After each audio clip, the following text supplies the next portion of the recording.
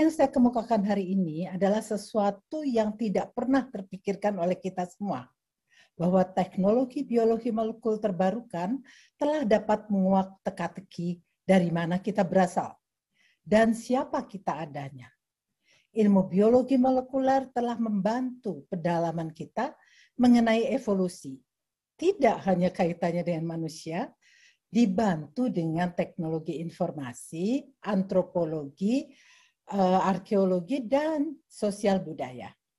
Pada pagi hari ini yang berbahagia, di sela kegundahan hati kita karena pandemi, berbicara mengenai genetika bangsa Indonesia yang menghasilkan suatu kesimpulan aneka gen satu Indonesia, pasti sangat mencerahkan.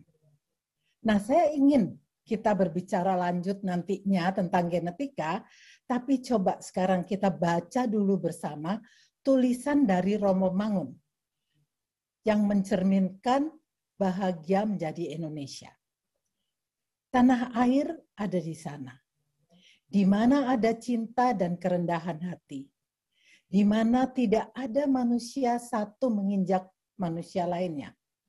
Tanah air kita tetap Indonesia dengan segala keragamannya. Jadi sebenarnya puisi pendek ini seharusnya menjadi pemahaman kita mengenai bangsa Indonesia. Dan dari saya, perkenalannya adalah mengenai genetika bangsa Indonesia. Nah, apa yang menjadikan Indonesia itu Indonesia? Sebelum Suwardi Ningrat menyebut Indonesia sebagai identitas politik pada awal abad 20, Indonesia itu hanya merujuk suatu wilayah geografis, bukan etnografis atau budaya terlebih politik. Bagaimana menjelaskan sekelompok masyarakat yang berbeda etnis, suku, agama, dan hidup terpisah secara geografis ini merasa memiliki identitas yang sama sebagai orang Indonesia. Apa itu Indonesia?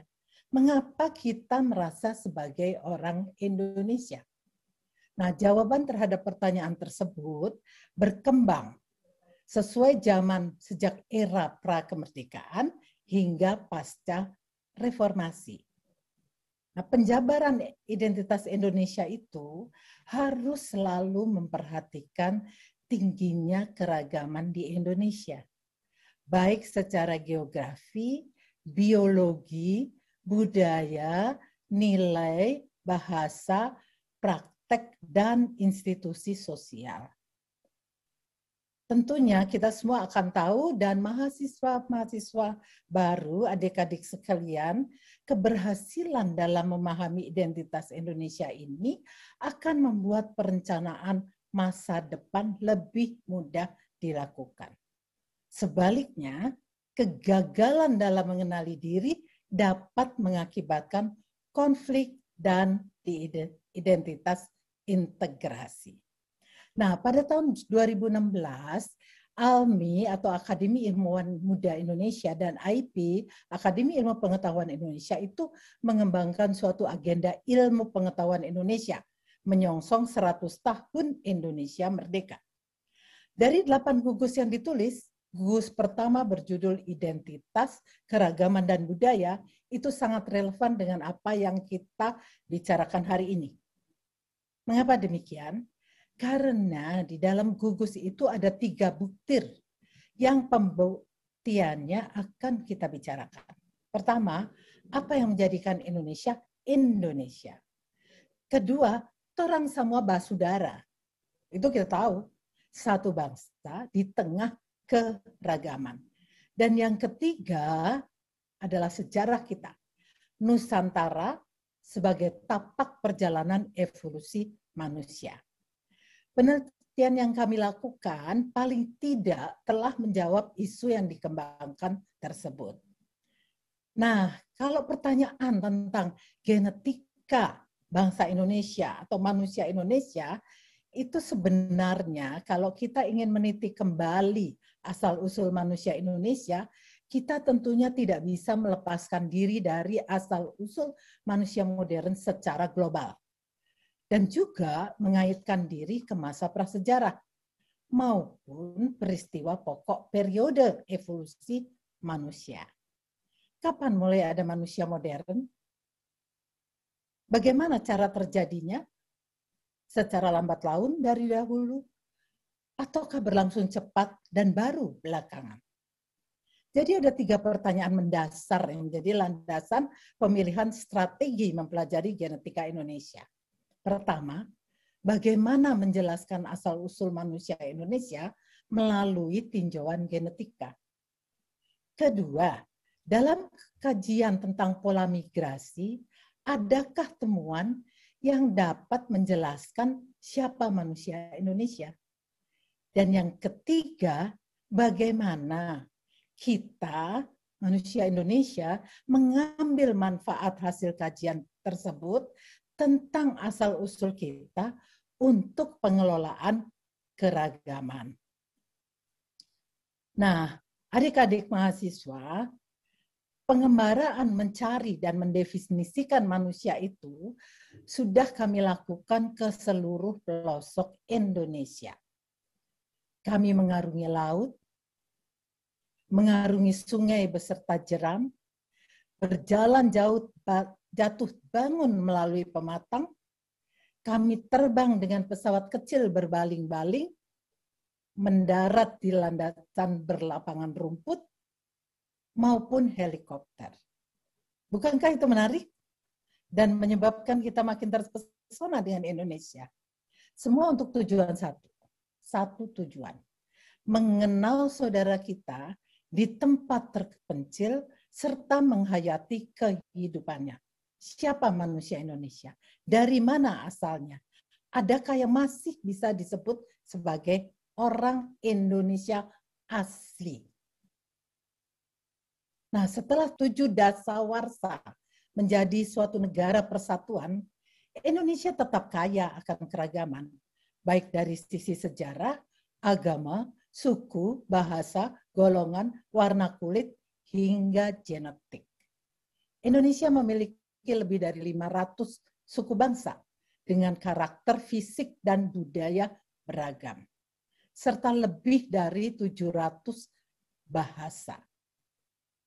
Dengan menggunakan buku berjudul The Malay Archipelago yang ditulis oleh naturalis Alfred Russel Wallace tahun 1872, dia memiliki nama besar dalam dunia ilmu pengetahuan, terutama dalam memberikan inspirasi lahirnya teori evolusi bersama Charles Darwin. Itu kita gunakan sebagai acuan. Kami mencoba untuk menyelami apa yang terjadi pada masa tersebut dan menyumbangkan pikiran serta hasil studi genetik bagi pemahaman kita mengenai manusia Indonesia. Dia menetapkan suatu garis maya persebaran fauna dan flora Indonesia dengan sebutan garis Wallace. Garis ini telah memberikan dasar persebaran maupun ciri manusia Nusantara bagian barat dan timur. Walaupun untuk manusia garis bergeser sedikit ke arah timur. Wallace mengamati keragaman populasi yang mendiami kepulauan Melayu. Malaya menurut dia, atau kita mungkin sekarang menyebutnya Nusantara. Populasi Malaya ini mendiami sebagian besar bagian barat. Dan Papua mendiami bagian timur serta pulau-pulau sekitarnya. Di antara keduanya, menurut Wallace, ada populasi yang seolah-olah merupakan hasil dari peralihan atau mungkin campuran. Bayangkan, pertanyaan itu diajukan oleh Wallace pada tahun 1872. Nah, pertanyaan itu kemudian kami jawab lebih dari 100 tahun kemudian. Apa yang membuat Indonesia bisa bersatu di tengah pluralitas ini? Faktor apa saja yang paling kuat bisa kita pakai untuk mengikat persatuan itu? Atau teori sosial baru yang dimunculkan untuk pengelolaan keragaman? Dan apakah ada pola kebijakan sosial yang dapat diterapkan secara efektif untuk memanfaatkan keragaman tadi dalam membangun kohesi sosial dan meningkatkan produktivitas maupun kemakmuran bangsa Indonesia? Pertanyaan lain, tapi semuanya asalnya satu, keragaman. Nah, untuk saya pribadi, walaupun sudah terpapar dengan kemajuan teknologi biologi molekul terkini pada masanya, saya tidak pernah menyangka bahwa akan mampu untuk menguak tabir asal-usul saya pribadi. Yang jelas, dalam perjalanan hidup, banyak yang telah saya alami, dan saya menjadi saksi berbagai perkembangan teknologi baru dalam biologi molekul. Saya mengaku sebagai orang Indonesia, terlahir dari dua orang tua asal Jawa Timur. Lahir di Pare, kota kecil 25 km dari Kediri, Jawa Timur. Karena itu, mungkin saya menganggap diri saya orang Jawa. Sebagai seorang ahli genetika molekul, saya sangat menyadari bahwa informasi atau jejak genetik yang ada dalam diri saya merupakan rekam jejak perjalanan nenek moyang atau leluhur saya melalui belahan dunia sampai di Kepulauan Nusantara. Nah, melalui satu laboratorium genetika, cairan ludah saya diperiksa. Selang sebulan kemudian, datanglah informasi mengenai perjalanan leluhur dari sisi ibu atau dari sisi maternal dan dari sisi parental kedua orang tua saya. Herawati, Anda memiliki haplotipe B7 dari leluhur perempuan. Apa artinya? Demikian berita yang saya peroleh dari berita elektronik. Nah, penelusuran nenek moyang perempuan itu dilakukan dengan menelisik DNA yang namanya disebut DNA mitokondria, yaitu materi genetika atau informasi yang ada di dalam mitokondria setiap sel manusia. Kita semua punya itu. Nah, dengan melacak motif atau kelompokan dari berbagai bahasa di DNA tersebut, bisa dicari leluhur saya itu siapa. Perempuan yang tinggal di Afrika Timur sekitar 180.000 tahun yang lalu. Memiliki haplotip L, motif L. Sekitar 65.000 tahun yang lalu, keturunan dari L ini, jadi leluhur saya paling tua, bermigrasi ke utara, menjadi yang disebut L3.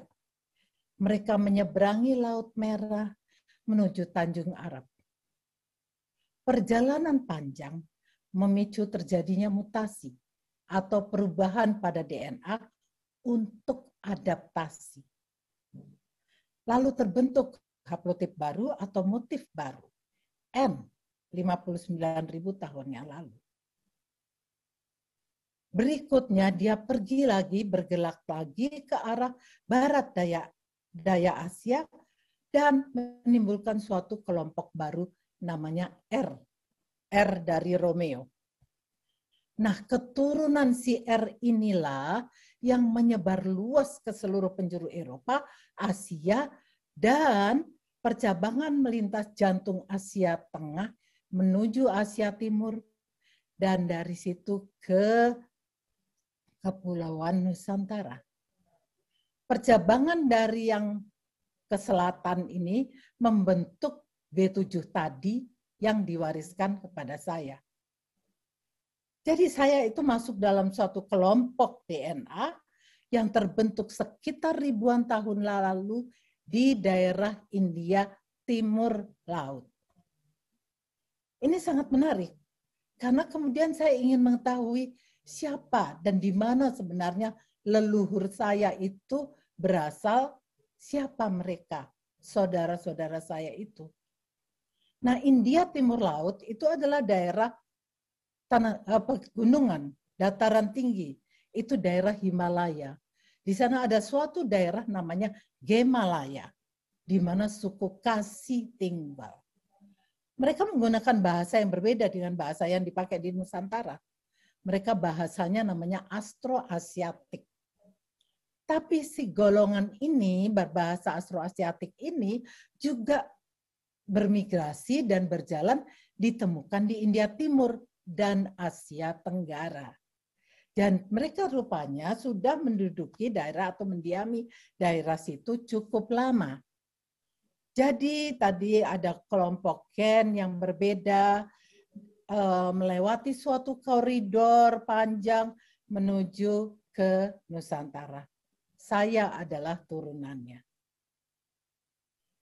Nah, para mahasiswa baru, bapak-bapak, ibu, dan saudara-saudara sekalian, genom yang diwariskan oleh kedua orang tua saya yang diturunkan secara parental itu akan dapat menceritakan kisah penurunan dari DNA dua sisi. Saya orang Jawa dan berharap mendapatkan pola khas Jawa. Apa yang saya terima? Apa yang saya miliki? Pola genom yang mengandung 99,8% Asia Timur dan American Aborigin atau Native Indian. Coba untuk melihat secara detail apa yang dimaksud dengan gambaran besar tadi. Ternyata 96,8% DNA saya Asia Tenggara. Saya terima itu. 2,9% dari Asia Timur. Jadi saya memiliki darah Tionghoa dalam DNA saya. Kecipratan DNA Tionghoa. Nah, itu saja sudah memberikan gambaran adanya pembauran. Mungkin yang paling mudah untuk memberikan pengertian pada publik tentang isu kemurnian atau asli atau tidak asli dari studi genetika adalah apa yang dilakukan, yaitu tes DNA pada beragam individu. Seperti pada suatu pameran yang diadakan pada tanggal 15 Oktober 2019 mengenai asal-usul orang Indonesia atau ASOI. Itu merupakan kegiatan kolaborasi antara Historia dengan Kemendikbud. Pameran ini menampilkan hasil tes DNA sukarelawan tokoh-tokoh yang dikenal publik. Najwa Shihab, Hasto Kristianto, Grace Natali, Budiman Sujatmiko, Mira Lesmana, Ayu Utami, Riri Riza, Ariel Noah, serta hasil tes DNA dari peserta umum terpilih yang mendaftar. Apa yang kita dapatkan? Apa yang diharapkan dari situ? Grace Natali, Najwa Shihab, semua di luar dugaan. Najwa memiliki sekitar 10 pola leluhur genetik. Dominansinya 48,54% Asia Selatan.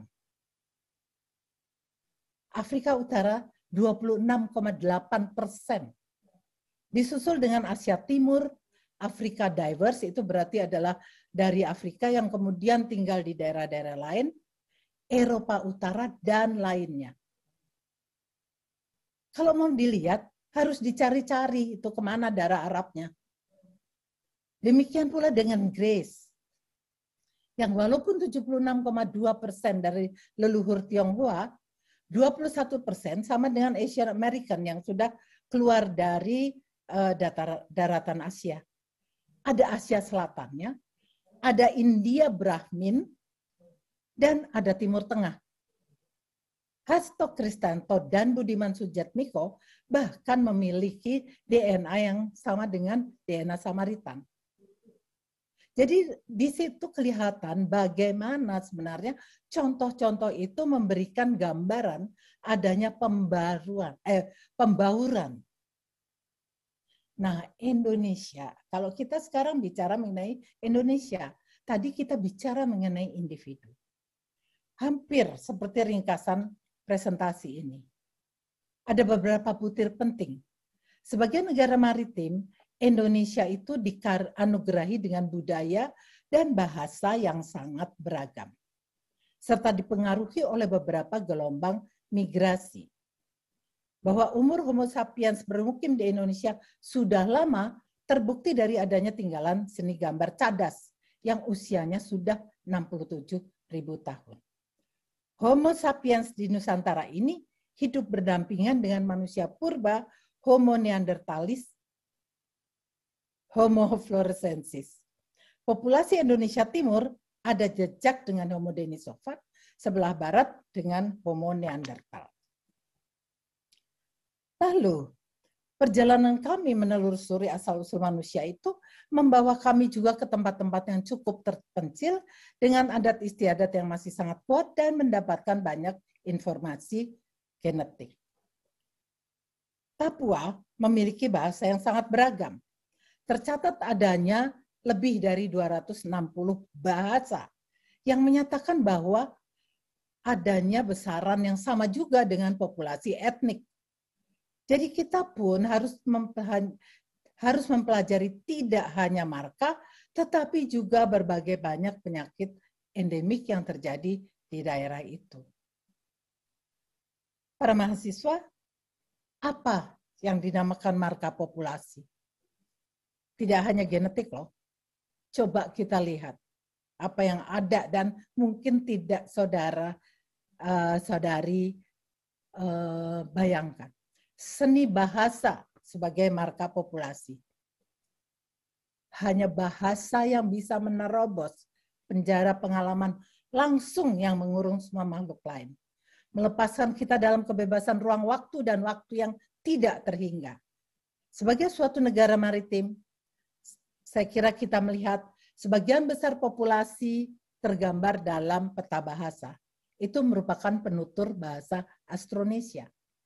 Sedangkan bagian timur dari Nusantara penutur non-Austronesia. Bahasa Austronesia atau Malayo-Polynesian seperti yang kita pakai, seperti bahasa Indonesia, bahasa Jawa, dan bahasa-bahasa di Indonesia Barat dan Tengah, itu terdiri dari 1.257 bahasa dan digunakan lebih dari 400 juta manusia. Bagaimana caranya mempelajarinya?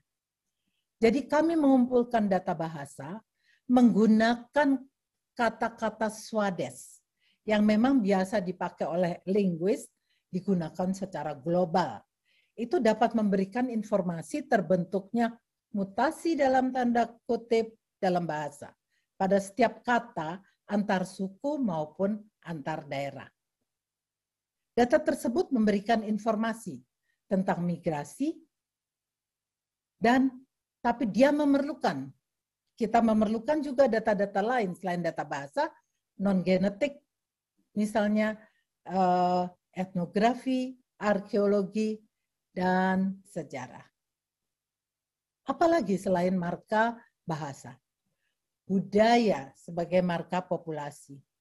Budaya dapat kita lihat dari berbagai contoh. Budaya megalitik, tembikar, logam, seni lukis batu cadas, dan lain-lainnya, tetapi juga kita bisa lihat dari arsitektur rumah tradisional. Dalam perjalanan berkelana dari barat Sumatera Utara sampai dataran tinggi Papua, kita dapat melihat banyak perubahan seperti gambaran megalit pada manusia yang kita temukan di Lembah Bada, Sulawesi Tengah, itu menyerupai apa yang kita temukan di New Zealand dan juga menyerupai apa yang ada di Rapa Nui atau Pulau Paskah dekat Amerika Selatan. Dari utara ke selatan, kita juga bisa melihat persamaan dari rumah-rumah yang ada di Taiwan, dari suku Paiwan, Sulawesi Tengah, suku Da'a, dan Papua Barat misalnya orang Korowai. Semua memberikan keunikan dan identitas lokal yang tentunya perlu dihargai. Teman-teman sekalian, it's in your gene. Begitu biasanya yang disebabkan oleh sementara orang apabila kita bicara mengenai ciri fisik atau bicara mengenai penyakit yang menimpa kita, yang mungkin juga diderita oleh keluarga. Sebelum kita mendakwa, sebelum kita menjadi terdakwa dari pernyataan ini, coba dimengerti dulu sebenarnya apa sih itu DNA, apa yang sebenarnya terkandung di dalamnya, dan apa hubungannya dengan penurunan genetik dari orang tua kita.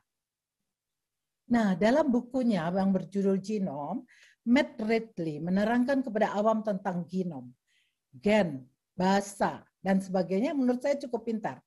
Karena dapat dengan mudah dimengerti oleh publik.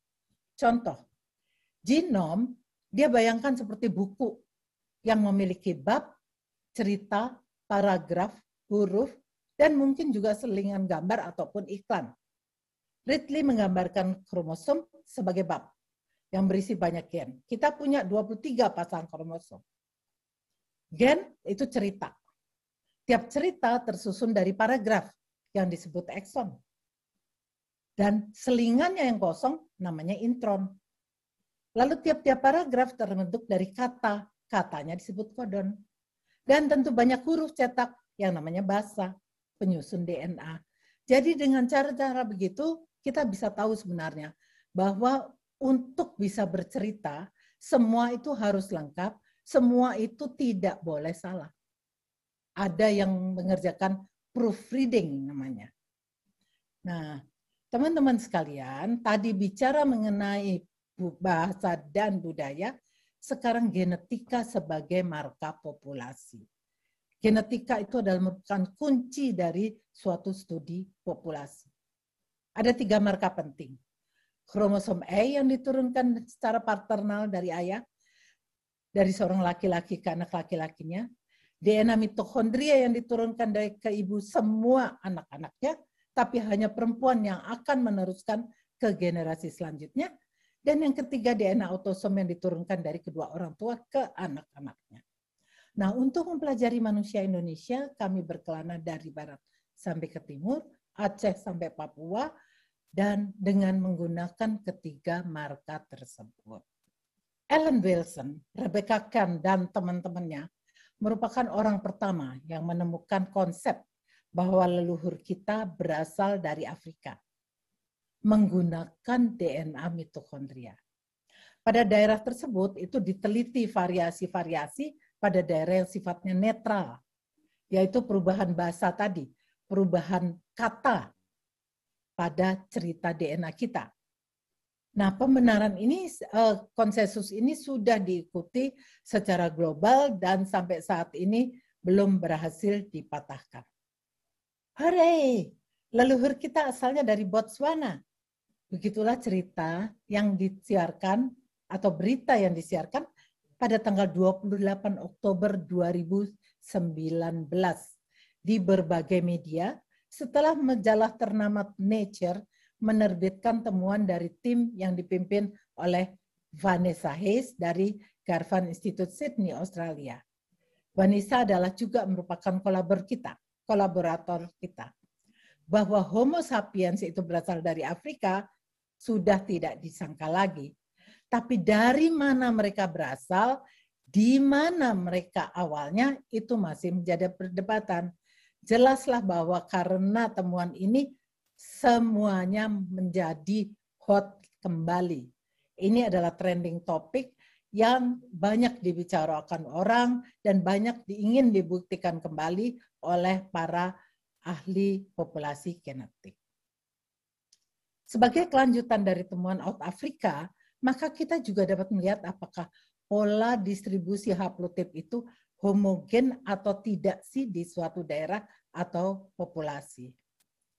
Temuan menarik memperlihatkan bahwa pola distribusi yang beragam dalam populasi dan frekuensi berbeda itu memberikan informasi yang menyeluruh, di mana haplotip yang baru muncul itu menjadi sumber dari penyebaran manusia.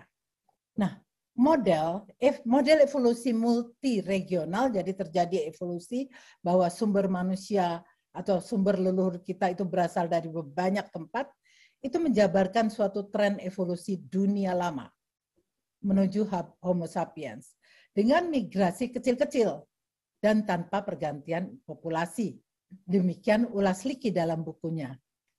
Sedangkan model Out of Africa yang dianut sekarang memperlihatkan adanya evolusi di satu lokasi diikuti oleh migrasi besar ke seluruh dunia. sehingga memiliki akar genetik yang cukup dangkal sebenarnya. Fosil Homo sapiens ditemukan 195.000 tahun lalu di Afrika. Pada saat yang sama, ada kehidupan lain di situ, di Asia dan Eropa, yaitu Neanderthal dan Denisova. Apa yang terjadi? Percampuran dengan kedua manusia tersebut pada migrasi yang terjadi. Apakah demikian? Saya kira kita akan berbicara mengenai menjadi Indonesia dari sudut pandang genetika. Terjadi sebenarnya 4 gelombang migrasi yang masuk ke Nusantara. Gelombang pertama adalah out of Africa, yang datang kurang lebih sekitar 60.000 tahun yang lalu ke Kepulauan Nusantara, berjalan dari paparan Sunda melalui Nusa Tenggara dan masuk ke paparan Sahul, suatu daratan besar yang merupakan bagian dari Papua dan Australia yang masih menyatu. Gelombang kedua itu adalah yang berasal dari Asia daratan, 30.000 sampai 10.000 tahun yang lalu. Mungkin masih ingat pada awal-awal tadi bahwa ada mereka-mereka yang berbahasa Austroasiotik yang pergi ke Asia Tenggara. Itulah dia. Gelombang kedua. Gelombang ketiga adalah out of Taiwan. Ini adalah gelombang di mana teknologi pertanian datang, gelombang di mana bahasa yang disebut Austronesia itu masuk ke Nusantara. Untuk nantinya kemudian pergi ke Madagaskar, melalui Nusantara pergi ke Polinesia. Gelombang yang keempat, teman-teman semua, adalah Islamisasi maupun perdagangan dan Indianisasi. Jadi keempat gelombang itulah yang menjadikan Indonesia Indonesia. Dari barat sampai ke timur berjajar pulau-pulau, menyambung menjadi satu. Itulah Indonesia. Jadi hasil kami, hasil DNA mitokondria maupun kromosom A yang diperiksa, itu memberikan gambaran bahwa ada distribusi maupun frekuensi dari motif-motif yang disebut haplotip tadi berbeda, tapi juga ada persamaannya dari barat sampai ke timur. Gambaran dari mereka-mereka yang masuk di dalam Indonesia Barat itu menjadi suatu kelompok sendiri. Kemudian gambaran di Walase dan gambaran di Indonesia bagian timur. Ada pola-pola spesifik yang ditemukan untuk Papua yang sebenarnya sudah ditemukan mulai dari Pulau Sumba, makin lama makin tinggi jumlahnya ke arah timur. Ada gambaran untuk Indonesia Barat yang diperlihatkan juga bercampur tadinya di Nusa Tenggara, makin lama makin tinggi di sebelah barat.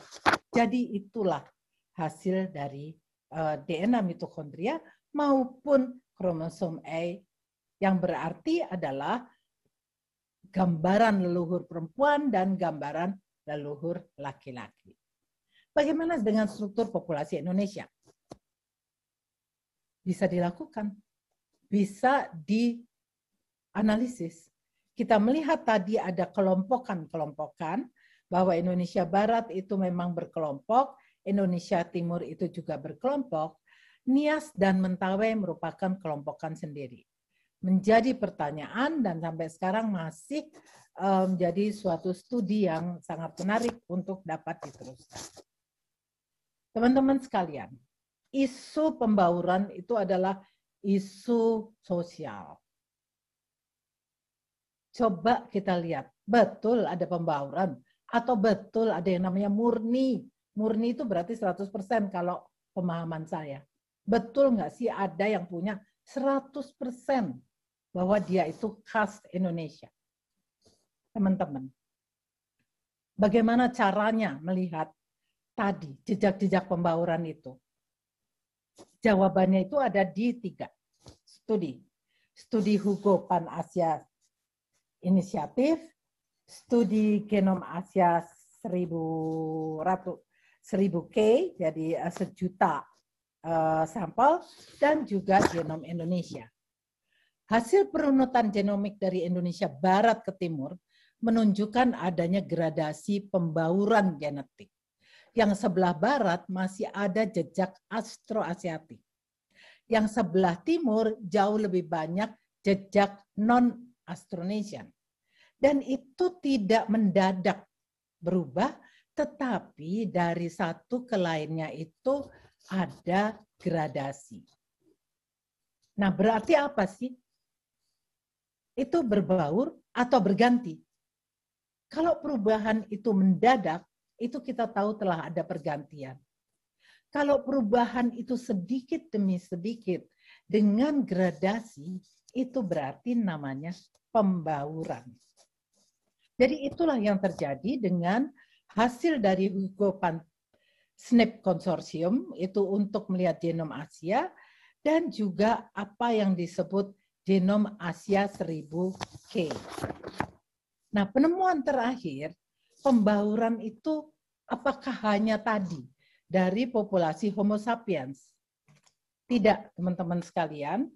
Kalau misalnya masih ingat, itu bahwa ada komponen leluhur kita, Homo denisovans dan Homo neanderthal, yang juga berbaur dengan manusia modern atau Homo sapiens. Papuan memiliki integrasi atau masuknya punya gen denisovans sekitar 5%. Sedangkan Asia Timur dan Asia Tenggara itu memiliki jauh lebih banyak Neanderthal, tapi sedikit sekali komponen Denisovan.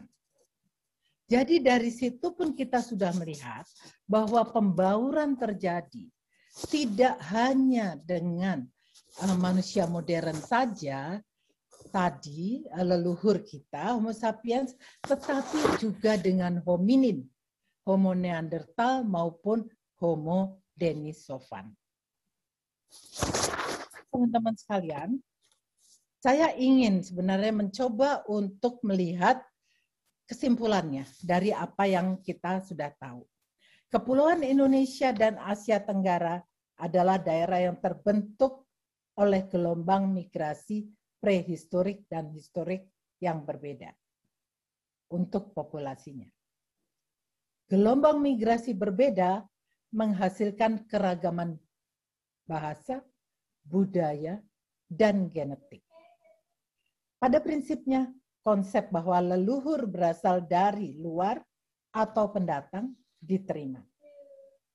Nah, saya kira ke depannya Indonesia perlu meningkatkan proses saling memahami budaya untuk membangun kemajemukan. Kita perlu mengangkat budaya lokal, menghormati nilai-nilai leluhur, kebudayaan di masyarakat. Itu mutlak perlu. Dan proses untuk memiliki persepsi budaya lain itu sangat penting. Kenapa? Untuk membangun kompleksitas. Jadi kita tidak mau sederhana, simplistik. Kita justru ingin tadi keragaman dan kompleksitas. Nah, pada akhirnya teman-teman semuanya, pemahaman tentang identitas keindonesiaan itu didukung oleh data genetik bisa menjadikan pijakan untuk menentukan masa depan. Saya mengucapkan terima kasih atas perhatiannya semua, tapi mari kita melihat lagi tulisan Romo Mangun. Kitong Samua Basudara tentunya. Mengapa ada orang-orang tertentu yang harus menderita dalam dunia dan semesta yang indah ini, mengapa orang tidak bisa bersatu, hidup dalam damai dan kerukunan, dalam penikmatan segala yang indah dan benar dan baik dalam alam serta kehidupannya? Mengapa? Terima kasih atas perhatiannya. Salam sehat selalu.